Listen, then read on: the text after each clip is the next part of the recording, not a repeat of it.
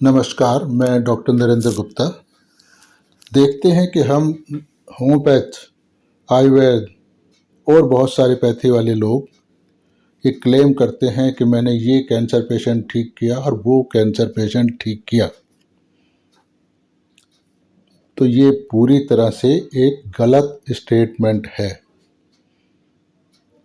क्योंकि वो लोग जो रिलीव करते हैं उनके सिम्टम्स को, उसको क्योर होना बोल देते हैं। क्योर तो ऑपरेशन से भी हो जाता है, मतलब रिलीव तो ऑपरेशन से भी हो जाता है, रेडियोथेरेपी से भी रिलीफ होता है, कीमोथेरेपी से भी रिलीफ होती हैं। बहुत सारी चीज़ों से पेशेंट को रिलीफ मिल जाता है। उस रिलीफ को लोग इलाज कहते हैं, क्योर कहते हैं, पर वो क्योर नहीं है। वो पेशेंट की तकलीफ़ों को कम करने का एक तरीका है।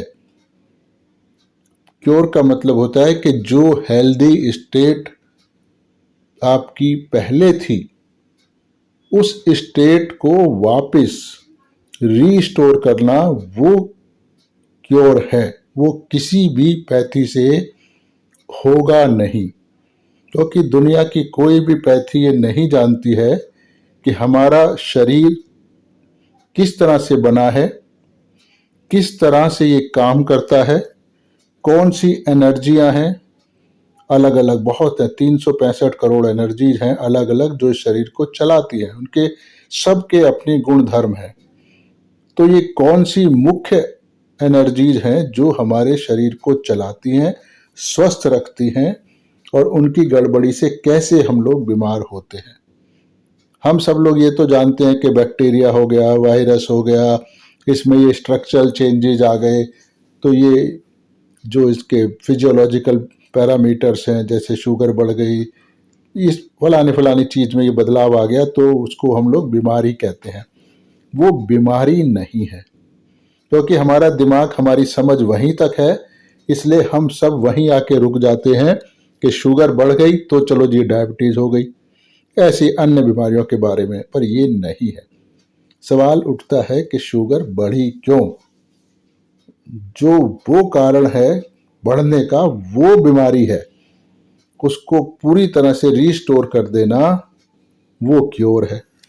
तो इसी तरह कैंसर क्यों हुआ, ये हमको नहीं मालूम होता। हुआ, उसका ऐसे मैनेजमेंट कर लिया। तो अगर उसको वापस पुरानी अवस्था में रिस्टोर कर लें तो उसको हम क्योर कहेंगे। वो केवल केवल केवल सहज योग से होता है, और कोई ऑप्शन परमात्मा ने बनाया नहीं है। क्योंकि सहज योग समझता है कि वो कैसे हम लोग बने हैं, कैसे बीमारियां होती हैं, और कैसे फिर उस बीमारी को हटाया जाता है। तो ये जो इस किस्म का डिस्कशन था, मैंने एक होम्योपैथिक डॉक्टर को टेलीफोन पर समझाया था, तो मुझे लगा कि मैं सबको इसके साथ शेयर करूं इस अनुभव को, तो इसलिए मैं ये वीडियो आपको बना रहा हूं। जो चीज़ नहीं समझ आए तो मेरे से कमेंट बॉक्स में आप पूछ सकते हैं। धन्यवाद। इसके बाद जो आगे सुनेंगे वो डॉक्टर्स को साथ हुआ डिस्कशन है, जिसमें मैंने समझाने की कोशिश की है कि कैंसर क्यों होता है और क्यों क्योर नहीं हो सकता, और सहयोग से क्यों क्योर हो जाएगा। Thank you. और सर वो नहीं थी क्या, वो मैलिग्नेंस से मेटास्टैटिक? आपके रिश्तेदार? हाँ, मेरी बुआ जी थी, हाँ। वो गुजर गई अभी 8 एक दिन हो गया। अच्छा, तो उसके जो तकलीफें तो बाद में बढ़ी होंगी ना फिर गुजरने से पहले? हाँ, 7 दिन 8 दिन, मतलब इधर थी नागपुर में, हमारे घर पे रखा था, हाँ तब ठीक था पूरा। हाँ। अभी वो घर में गई, फिर 2 3 दिन ठीक रही, उसके बाद जो है हाँ बढ़ते गई तकलीफें। हाँ, वही है ना। यहाँ तो चलो हम सिमुलम दे के उसको कुछ कर लेते थे तो। लास्ट से सेंगुइनिया दिया था। हाँ हाँ। मतलब ये है कि अब देखो, कार्सिनोमा ठीक तो होता नहीं है, पहली बात हम समझ लें। दुनिया में जो भी कहते हैं ना होम्योपैथ के हम कर देते हैं सही, या कोई भी दुनिया में कहता है वो गलत कहता है 100%। कोई भी मेलिग्नेंसी का केस ठीक नहीं होता है, समझे? हाँ ये 100% पक्की बात है। हाँ हाँ। बस ये होता है हमारी दवाई से उसकी थोड़ी प्रोग्रेस में कुछ कमी आ जाती है, थोड़ा तकलीफों में कमी आ जाती है, पीसफुल डेथ कह लो इसको जैसे। पर नेगेटिव जिंदगी में कभी नहीं हो सकता, वो सहयोग के अलावा नहीं होता कभी भी। सिर्फ हाँ हाँ सहयोग कुछ कर सकता है। अब अभी तब जब पेशेंट सहयोग को करना चाहे तो, वरना दवाई की तो कोई दुनिया में कोई दवाई से सही नहीं होगा। ये सिर्फ आराम मिलेगा जैसे इनको मिल रहा था दवाई लेने के बाद। हाँ, सिम्टोमेटिक तो रिलीफ था उनको 20-25 दिन। सिम्टोमेटिक नहीं कह सकते इसको, मतलब ओवरऑल फिर जैसे। भी अच्छा क्योंकि फील हो रहा सिम्टोमेटिक, था हाँ मतलब। सिम्टोमेटिक तो वो होता है ना कि भाई हमने पेन की दवाई दी।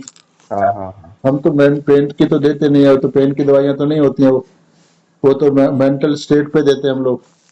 तो उसमें हाँ उसको खुद को तो अच्छा लगेगा, वाइटल फोर्स तो भी थोड़ा सा रिकवरी करेगी, पर हाँ हाँ वो बिल्कुल ज्वाइंट नहीं हो सकता, मतलब हाँ हाँ पूरा हाँ पूरा हारमोनी में नहीं आ सकता। उसकी वजह क्या हाँ। है क्या वजह है उसकी, क्यों नहीं आ सकता, मालूम है तुम्हें? वाइटल वाइटल फोर्स जो है बॉडी का। देखो ऐसे होता है, हमको पहले चीजें समझनी चाहिए।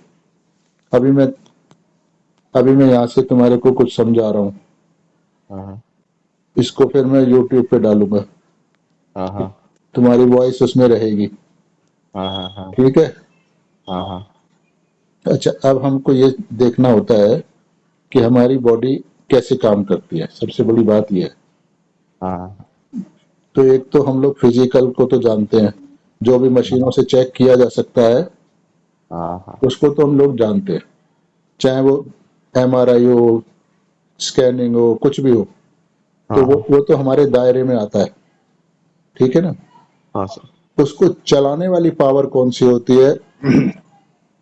होम्योपैथी में तो सिर्फ एक ही नाम है, वाइटल फोर्स। हाँ सर। तो वो तो एक बड़ी वेग सी टर्म है, हाँ स्पेसिफिक तो है नहीं कोई भी। उसका कोई एग्जिस्टेंस हम प्रूव करें, वो तो थ्योरेटिकल हम प्रूव करते हैं ना कि भाई डेड नहीं होता तो जिंदे के पास भी सब होता है। वो तो एक नेगेटिव वे में उसको बताते हैं, हाँ हाँ सर। है ना, पॉजिटिव वे में नहीं बताते उसको। यही तो हाँ कहते हैं ना भाई, अगर फिजिकल पार्ट तो डेड के पास भी है ना, ऐसे बता समझाते हैं ना। हाँ हाँ तो वो वाइटल फोर्स तो वेग टर्म है बड़ी। हाँ हाँ हाँ तो अब वो डिरेजमेंट उसमें हो गया, पर क्यों हो गया, सवाल यहाँ है ना? तो अब हमारा जो शरीर है उसमें जो ये फिजिकल बॉडी है, जिसको हम किसी भी तरीके से महसूस कर सकते हैं, चाहे वो मशीनों से चाहे अपने ऑर्गन से। तो वो जो उसको चलाने वाली जो पावर है ना, वो तीन नाड़ियां हैं हमारी। लेफ्ट हाँ साइड की ईड़ा नाड़ी, राइट साइड की पिंगला नाड़ी, और बीच की सुषुम्ना नाड़ी, हाँ ठीक है? हाँ तो हाँ लेफ्ट और राइट हमारे उसमें काबू में, और एक कुंडलिनी शक्ति, ठीक है? हाँ तो कुंडलिनी तो अपनी जगह बैठी होती है सैक्रम बोन में, वो पावर तो। हाँ अब हाँ अब हमारी जो लेफ्ट ईड़ा और पिंगला दो नाड़ियां है ना, जैसे एक रस्सी होती है ना, रस्सी। हाँ हाँ रस्सी को जब आप बुनते हो तो एक लेफ्ट से राइट में चली जाती है, फिर घूम के फिर राइट में, फिर लेफ्ट में, दो गांठों को ऐसे करते हैं ना। हाँ हाँ हाँ समझ आ गया पॉइंट? हाँ सर। दो रस जैसे सर की चोटियां घूमती है ना लेडी, दो बालों की बना हाँ के, तो बीच बीच में ज्वाइंट्स आते हैं ना उनके। हाँ हाँ तो ऐसे ये पूरी नाड़ियां जो दोनों ऊपर जाती है तो ये एक दूसरे के ऊपर से चलती हैं, इसी तरीके से रस्सी की तरह लपेटते हुए एक दूसरे को। हाँ सर। और जहां पर ये ज्वाइंट बनते हैं, हाँ हाँ मतलब जहां एक दूसरे को क्रॉस करती हैं ये नाड़ियां, हाँ वहां, मतलब ये एनर्जी की बात करो, एनर्जी होती है, तो वहां पर चक्र बनता है। चक्र, चक्र मीन्स एनर्जी सेंटर। हाँ हाँ तो ये वो एनर्जी सेंटर प्लस पिंगला और ये नाड़ी, ठीक है? तो जब हाँ तक इनमें बिल्कुल यूनिफॉर्मिटी बनी रहेगी, हाँ हाँ जैसे आप देखते हो ना, किसी लड़की की चोटी को देखो तो उसके ऊपर से नीचे तक एक प्रॉपर, जिसने यूनिफॉर्म। अच्छे से बना रखी हो तो ऊपर नीचे से अच्छे से बनती है, ठीक है, एक हाँ जैसा दिख रही होती हो। तो तब हाँ तक तो बंदा हेल्दी रहता है। जैसे जैसे उसमें ड्रेस अलग होता जाएगा, अलग क्यों होता जाएगा, सवाल ये है कि जो ये चक्र है, नाड़ियां है तीनों, सात चक्र नाड़ियां, इनमें ही देवी देवताओं की पावर होती है। जैसे जैसे हम उनके विरोध में जाते जाएंगे किसी भी तरीके से, मोस्टली तो अनजाने में ही जाते हैं, जानबूझ हाँ के तो जाते नहीं, क्योंकि हमें मालूम भी नहीं होता उनके बारे में तो कुछ भी। तो जब हाँ जाते हैं तो ये इनकी पावर्स घटने लगती है। अब जैसे एक लेफ्ट सिंपैथेटिक जो ईडा नाड़ी है, वो हमारे लेफ्ट सिंपैथेटिक को चलाती है, और पिंगला नाड़ी है जो राइट सिंपैथेटिक को चलाती है, और बीच में तो पैरासिम्पैथेटिक होता है, जो मतलब हम सिंपैथेटिक को तो यूज कर सकते हैं ना अपनी मर्जी से, मतलब मर्जी से इच्छा भी कर सकते हैं और मर्जी से काम भी कर सकते हैं, हाँ सर। पर मर्जी से हम खाना नहीं पचा सकते, दिल को नहीं कंट्रोल कर सकते, और बिलियंस क्रियाएं जो हम नहीं कर सकते, वो पैरासिम्पैथेटिक से चलती है। जैसे हम दौड़ेंगे तो हमारी हार्ट बीट बढ़ जाएगी, तो वो सिंपैथेटिक एक्टिविटी से बढ़ गई, पर आएगी वो अपने हिसाब से नॉर्मल, धीरे धीरे धीरे धीरे। तो वो कौन लाता है? वो सिंपैथेटिक पैरासिम्पैथेटिक लाता है। समझ आ हाँ गया पॉइंट? हाँ सर। तो अब जब हमारी एक्टिविटीज से ये नाड़ियां एक दूसरे से हटने लगती हैं दूर, क्योंकि एनर्जी कम होने लगेगी ना जिधर की भी। मान लो हम ज्यादा इमोशनल हैं, हाँ कोई बंदा, तो उस पर्टिकुलर चक्र जिसके पास जिस जिस एरिया में वो इमोशन ज्यादा है उसका, मान लो हृदय में है, हृदय में किसी के प्रति प्यार बहुत हो गया या दूसरे की तरफ नफरत हो गई, तो वो ये देवी देवताओं के गुण तो है नहीं, तो उस हाँ पॉइंट की एनर्जी एग्जॉस्ट होने लगती है, और ये दोनों नाड़ियों में धीरे धीरे एक दूसरे से गैप बढ़ने लगता है। हाँ सर। और जब दोनों का संबंध एक दूसरे से टूट जाता है, मतलब हाँ गैप इतना बढ़ने लगता है कि इसका संबंध हमारे जो पैरासिम्पैथ जो मेन सेंट्रल नर्वस सिस्टम है वहां से टूटता है, तो हाँ सर। वो कैंसर की शुरुआत होती है। कीड़ा और पिंगला नाड़ी जब एक दूसरे से टूटने दूर लगते हैं जाते मतलब। जाते इतना दूर हो जाती हैं कि उनका संबंध हमारे सेंट्रल नर्वस सिस्टम से बिल्कुल खत्म हो जाता है, हाँ हाँ तो वो शुरुआत होती है कैंसर की। तो अब अलग अलग एरिया में होगा, क्योंकि पिंगला नाड़ी तो नीचे से चल के ऊपर तक जा रही है ना, ब्रेन तक, दोनों नाड़ियां। तो कौन से चक्र पे वो नाड़ी का डिसोसिएशन होगा, तो उससे ऑर्गन से संबंधित उसको कैंसर होगा। पर जितना ज्यादा दूर चले जाएगी ये नाड़ी, जितना ज्यादा डैमेज हो जाएगा, उतना ही वो कैंसर खराब हो जाएगा। अब हमारे पास कोई दवाई नहीं है, कोई भी सिस्टम नहीं है कि जो इनको दोबारा एनर्जाइज कर सके, इन नाड़ियों को। हाँ इसलिए कभी भी क्योर नहीं होगा, क्योंकि मैं हमेशा होम्योपैथी में बताता रहता हूं कि हमारी दवाई जो सिमिलीमम होगा परफेक्ट, वो ऐसे काम करता है कि लेफ्ट वाली नाड़ी को थोड़ा एक्टिव कर बना देता है, यानी सेंटर की तरफ थोड़ा सा पुश करता है, और राइट वाली नाड़ी अगर ज्यादा चल रही है तो उसका थोड़ा सा काम डाउन कर देता है, मतलब उसको भी थोड़ा सेंटर की तरफ पुश कर देता है। तो पर कोई भी दवाई दुनिया की दोनों को ओरिजिनल पोजीशन में नहीं ला सकती, यानी मिडल में नहीं ला सकती, कोई हाँ भी सर। तरीका दुनिया का, वो केवल कुंडलनी से होता है। समझ आ गया? तो इसलिए जब कुंडलनी चढ़ती है तो दोनों नाड़ियों में बैलेंस आने लगता है, तो इसलिए फिर ये कैंसर बिना दवाई के ठीक होने लगता है। समझ आ गया पॉइंट? हाँ हाँ। ऐसा ही मैंने माइज्म के बारे में थोड़ा सा बताया था ना, और बहुत सारे वीडियो में मैंने बताया कि लेफ्ट राइट। मेकानिज्म का भी कल कल परसों आया था सर आपका। हाँ हाँ हाँ। तो इसलिए दुनिया की किसी भी दवाई से कैंसर नहीं ठीक हो सकता। तो फिर हम क्या करेंगे? फिर हम उसका ऑपरेशन कर देंगे, उस हिस्से को निकालेंगे, उस पर रेडिएशन मार के उसको वो कैंसर सेल मार देंगे, कीमोथेरेपी से कैंसर सेल मार देंगे, तो इस फिर वो किस्म से दूसरे करते हैं जगह ताकि पे उसकी आगे। स्प्रेडिंग खत्म हो जाए। पर जो ओरिजिनल कैंसर तो उसकी बॉडी में वही का वही रहेगा, प्रोसेस इज ऑन। इसीलिए हाँ कहते हैं ना कि भाई अभी ये सही कर दिया हमने, लेकिन ये फिर दोबारा आ सकता है। हाँ हाँ।